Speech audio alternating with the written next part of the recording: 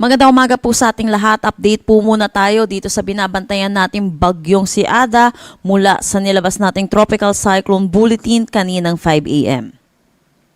Itong si Ada ay nananatili sa Tropical Depression category at huling namataan kaninang 4 a.m. sa layong 675 kilometers east ng Kasiguran, Aurora. May taglay na lakas na hangin na 55 kilometers per hour at pagbugso na umaabot ng 70 kilometers per hour.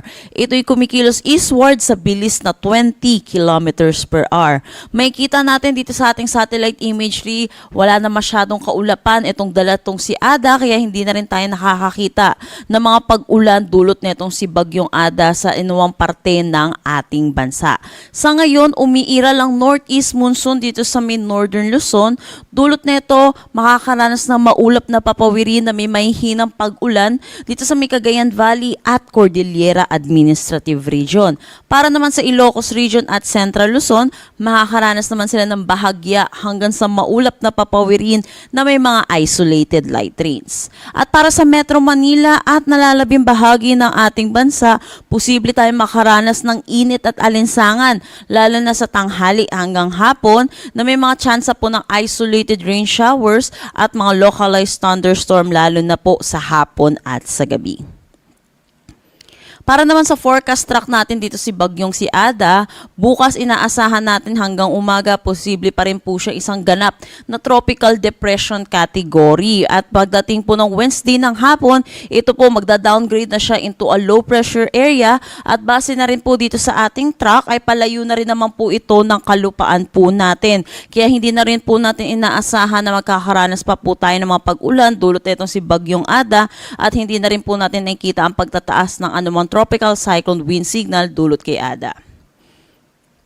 Sa ngayon, dahil sa bugso netong northeast monsoon, makakaranas ng strong to gale force na hangin dito ngayong araw sa Batanes, Babuyan Islands, northern at eastern mainland ng Cagayan, eastern Isabela, Ilocos Norte, Ilocos Sur, Abra, Aurora, Calabarzon, Oriental Mindoro, Occidental Mindoro, Romblon, Marinduque, Bicol Region, northern Samar, eastern Samar at Dinagat Islands. At dahil nga po yung sinabi ko kanina, may bugso po tayong northeast monsoon na inaasahan, kaya may kita din po natin may mga areas na po tayong makakaranas lalo na po dito sa may Mindanao ng malalakas na hangin dulot po ng northeast monsoon sa mga susunod na araw. At dahil po dito sa surge po ng northeast monsoon, meron na tayong nakataas na gale warning dito sa may Batanes at Babuyan Islands. Pinapaalalahanan po natin mga kababayan po natin mangingisda at may mga sasakyan maliit pandagat, delikado po muna pumalaot dito at inaasahan po natin madadagdagan pa po yung areas natin na under ng gale warning habang meron po tayong surge ng northeast monsoon. At yan po muna ang latest nating update dito sa Bagyong si Ada. Next update po natin ay mamayang 11 a.m. Para sa karagdagang impormasyon, bisitahin ang aming mga social media pages at ang aming website pag-asa.dost.gov.ph.